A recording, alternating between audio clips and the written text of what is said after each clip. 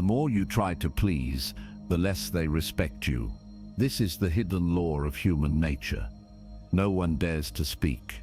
You think you are being kind, generous, selfless.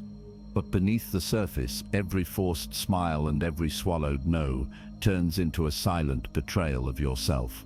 The chains don't rattle, but they tighten with every act of obedience. And the cruelest part is this: the more you give yourself away, the more invisible you become. You tell yourself it's love, that if you bend a little more, they will finally see you, that if you agree, comply, and sacrifice, the approval will fill the hole inside you. But the truth is darker. People sense desperation, they smell the hunger for validation, and instead of offering love, they offer less. Like an addict chasing the next drop, you stretch further, smile wider, and silence your real needs until there is nothing left but exhaustion. Jung once said, "The most terrifying thing is to accept oneself completely, but you have not accepted yourself. You've abandoned yourself in exchange for applause that never comes." Picture the mask you wear. A perfect smile, a nod of agreement, a tone of endless sweetness. On the surface you look untouchable, friendly, reliable, safe. But underneath, the real you gasps for air. Resentment simmers. Rage builds. You wonder why no one ever asks how you feel. But how could they? The mask tells them you are fine. You've become a puppet, pulled by invisible strings of expectation. Your true face hidden in the shadows. Every performance drains you, and still, the show must go on. Until one day the strings snap, and here lies the enemy. Not the people who take from you, not the boss who piles on work, the friend who only calls in crisis, or the partner who never listens. They are symptoms. The true enemy lives inside, the old wound that whispers, "If you are not pleasing, you will not be loved." It is not kindness that drives you, but fear. Fear of rejection, fear of abandonment, fear that without their approval you will vanish. This is why no amount of pleasing ever feels enough. You are not chasing love, you are fleeing the terror of being unloved. This is the painful truth. People-pleasing is not compassion, it is self-erasure. Every yes that violates your soul is another brick in the prison you've built. You have mistaken survival for love, obedience for loyalty, sacrifice for connection. But these are not love, they are chains, and chains, no matter how shiny, are still chains. Today I broke the chains. I choose myself, I speak my truth, I live unmasked. You think they love you because you bend. But what you are really giving them is not love, it is a bargain. That's the cruel secret of people-pleasing. Every time you silence your needs, every time you nod when your soul screams no, you are trading a piece of yourself for a scrap of approval. You call it love, you call it loyalty, but deep down you know it's survival. You fear that if you stand firm, they will abandon you. So you kneel instead. Jung once said, "The greatest tragedy of the family is the unlived lives of the parents." Many carry that tragedy inside, pleasing to keep peace, to avoid rejection, to keep the illusion of love alive. But it is not love. It is the anxious child still begging for crumbs. And yet, even as you obey, another voice rises within you. It is the silent anger, the bitterness that grows each time you sacrifice your own truth. You smile, but you resent them. You say yes, but inside you're screaming. The more you comply, the more you despise yourself for being weak, for being voiceless. This is the hidden poison of people-pleasing. You hate yourself for never choosing you. The collapse begins slowly: burnout, insomnia, exhaustion. You tell yourself you're tired from helping too much, but the truth is you are tired from betraying yourself. That self-betrayal burns hotter than any rejection ever could. Look at the relationships this bargain creates. The friend who only calls when they need something. The partner who takes and takes but never sees you. The boss who knows you'll never refuse, so they pile on more. At first you believe this is closeness. You believe their dependence is proof of your value, but it is not intimacy. It is used. A friendship without reciprocity. A love without respect. A workplace without fairness. Each bond becomes a hollow shell, where your presence is demanded but never cherished. And the cruelest part is this: you helped build it. By confusing fear with love, you created connections that feed on you but never feed you. This is the illusion stripped bare. People-pleasing is not kindness. It is a hunger that breeds emptiness. You cannot buy love with obedience. You cannot earn respect by erasing yourself. The approval you chase is counterfeit, a shadow that vanishes the moment you reach for it. Real love does not require your silence. Real respect does not demand your chains. I will no longer bargain for love. I choose truth. I choose self-respect. I choose freedom. Until you make the unconscious conscious, it will direct your life and you will call it fate. Jung's warning was not abstract philosophy. It is the silent map of your life. You think you choose freely, that you decide who to love, who to trust, when to give, when to stay, but in truth, many of those choices were made for you long before you were old enough to know what choice meant. You are not simply pleasing others, you are obeying a wound that learned early on, that saying no was dangerous. As a child, love was not unconditional. It was conditional, fragile, and tied to your obedience. You learned that approval came when you smiled, when you complied, when you buried your anger. But disapproval, raised voices, cold silences, withheld affection felt like abandonment. For a child, abandonment is not discomfort, it is death. So your nervous system, desperate to survive, began rewriting reality. It whispered, "If I am pleasing, I am safe. If I am quiet, I am loved. If I disappear, I will not be left." Saying no became equal to losing everything. This was not logic. This was survival, and survival scripts cut deeper than reason ever can. That script did not stay in childhood. It followed you into adulthood, like a shadow pulling the strings from behind. You walk into a room and instinctively scan for what others need, adjusting yourself before they even ask. You silence your opinions before they are born, anticipating disapproval like a storm cloud you must outrun. Every yes is automatic. Every smile is reflex. And the cruelest trick of the shadow is that it feels like free will. You think you are being kind, generous, easygoing. In truth, the shadow is writing your lines. The fear of rejection, once buried, has grown into compulsive obedience. It is no longer your choice. It is the shadow's grip. This creates a war inside you. One part of you, the true self, longs to breathe, to speak, to stand firm. It whispers, "Enough. I want to be seen for who I am, not for what I give." But another part, the false self, kneels quickly, bows before conflict, smiles when it wants to scream. It whispers, "Survive, don't anger them, don't lose love." And so you live, split in two. Outwardly, you are agreeable. Inwardly, you are suffocating. Jung described this as the conflict between persona and shadow, the mask versus the buried truth. Until you confront this division, the false self will keep winning, because it was born in fear, and fear has always kept you alive. But survival is not the same as living. The child who learned fear still sits inside you, gripping the wheel of your life. And unless you face that child, Unless you meet the shadow, you will keep calling this obedience love. You will keep calling this fear kindness, and you will wonder why you feel empty even as you give everything away.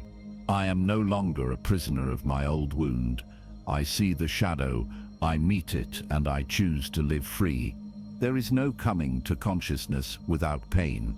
Jung's words pierce like a blade, because collapse is never gentle. It does not arrive politely. It tears through your life like a storm, shattering the illusion you built to survive. You spend years bending, serving, pleasing, telling yourself it's love, telling yourself it's strength. But then one moment comes when it all breaks. The phone call never returned. The partner who leaves despite all you gave. The job that discards you after all your sacrifices. That is the breaking point. You stare at the ruins of all you've built and realize no amount of pleasing could protect you from betrayal. No sacrifice was enough. The mask you wore so faithfully has failed, and now you face the mirror. But it is not a mirror that reflects back a self you recognize. It is empty, hollow. You see the outline of a life lived for others, but no center that belongs to you. You whisper, "Who am I without them? Without their approval? Without their needs to define me?" Silence answers. This is the wound the pleaser has always feared. To stand in the quiet and feel the emptiness of an identity built on borrowed faces. The friends who needed you vanish when you finally ask for help. The partner who leaned on your strength falters when you show weakness. What remains is not love. What remains is nothing. And in that emptiness you feel the terror of being unseen. But something else begins in the collapse. The old self constructed from obedience and fear starts to die. You feel it like a statue cracking, fragments falling away with every unreciprocated sacrifice. The puppet strings you once clung to snap one by one until you fall into the unknown. The death of the old self feels like destruction, but it is also liberation. For the first time you stand without the mask, even if the face beneath is trembling. You realize the identity that broke apart was never truly yours. It was a survival costume. This collapse is not the end. It is the threshold. To lose the false self is to finally have the chance to meet the true self. Pain is the price, but freedom is the reward. I release the mask. I release the chains. I rise from the pieces whole. Where love rules, there is no will to power. Where power predominates, there is no love. Jung's words strike at the heart of the illusion you have carried. For years, you mistook approval for love, but they are not the same. Approval is a contract. It shifts. It vanishes when you displease. Love does not demand you erase yourself to deserve it. Approval says, "Perform for me, bend for me, agree with me."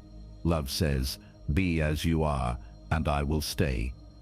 You lived your life bowing to approval, chasing smiles, fearing rejection, believing this fragile transaction was love, but it was not. It was a leash disguised as affection. And this is where the darkness enters. Pleasers become prey. Manipulators sense the hunger to be liked, and they feast on it. The boss who piles on endless work knows you will not refuse. The partner who criticizes and withdraws knows you will fight harder to keep them. The friend who only calls in crisis knows you will always come running. This is not love. It is consumption. They do not cherish you. They devour you. And every time you say yes against your will, every time you silence your truth, you feed the predator. What you call loyalty, they call opportunity. What you call sacrifice, they call supply. Pleasing is not a gift of love. It is a meal for those who hunger for control. And then comes the awakening. One day you see it clearly. You look back and realize you were not loved for who you were. You were tolerated for what you gave. You were never chosen. You were used. The smiles you chased were masks. The affection you craved was conditional. What you thought was love was only fear. Fear of abandonment, fear of disapproval, fear of being alone. And suddenly the pattern collapses. You see the truth you avoided all along. Real love never required your disappearance. Real love never punished you for saying no. Real love did not demand you betray yourself to keep it. What you lost was not love. What you lost was a shadow. And when that realization lands, something inside shifts forever. You stop begging. You stop bending. You stop confusing your fear with love. You finally see that what was broken was never you. It was the illusion you were taught to believe.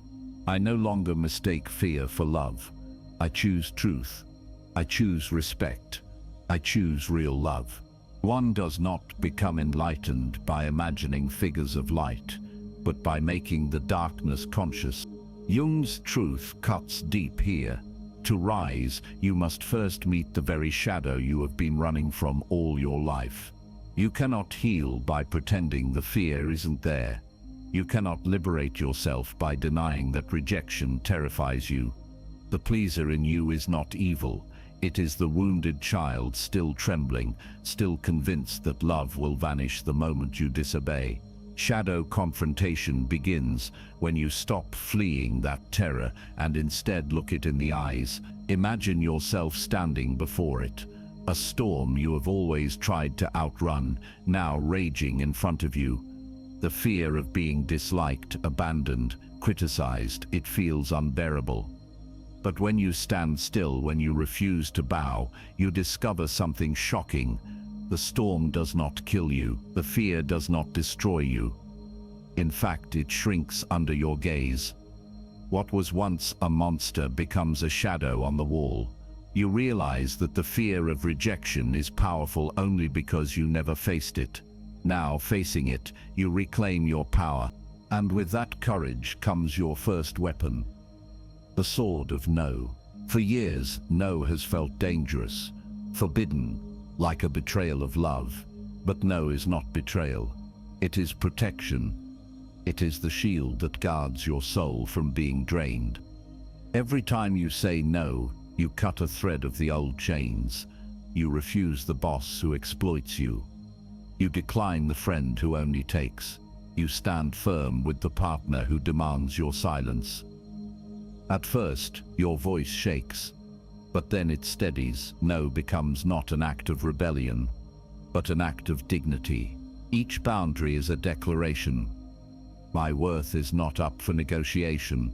Saying no feels like wielding a sword, sharp, decisive, and necessary for survival. The fear of rejection fades because you begin to see those who vanish when you say no were never truly with you. And in that moment, the self you had buried begins to return. You start making choices, not from fear, but from authenticity. You wear no mask. You no longer play a role to win affection. You speak because your voice matters, not because you need to be liked. This is the beginning of individuation, Jung's word for becoming whole, uniting the self and the shadow into one. You are no longer divided between the obedient false self and the silenced true self. You are one, and wholeness has a gravity of its own. People begin to feel it in you, the quiet strength, the calm presence, the untouchable dignity of someone who no longer betrays themselves. You become magnetic, not because you try to please, but because you are real. This is empowerment, not loud, not desperate, but grounded. You have walked into the shadow, faced it, wielded the sword, and reclaimed what was always yours, the right to exist as you are. I face the shadow, I speak my truth, I live whole and free. Peace comes from within. Do not seek it without. The words of the Buddha echo the final truth. You have spent years seeking peace in their eyes, in their approval, in the nods and smiles that never lasted. But now you see it clearly. Peace was never out there.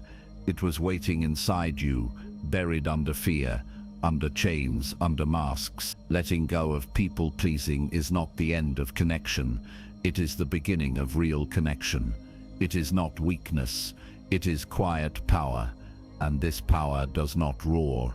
It does not beg. It does not perform. It simply is. You notice it first in the way people respond. The same ones who ignored your endless giving now pause when you speak your truth.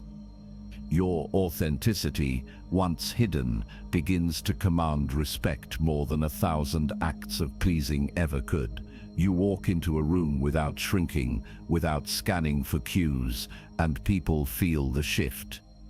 They see someone solid, someone real, someone who cannot be bent by a frown or broken by silence. This is quiet power, not the noise of desperation, but the calm gravity of self-respect. And with that gravity, new relationships form. Friendships that are built on exchange, not exploitation.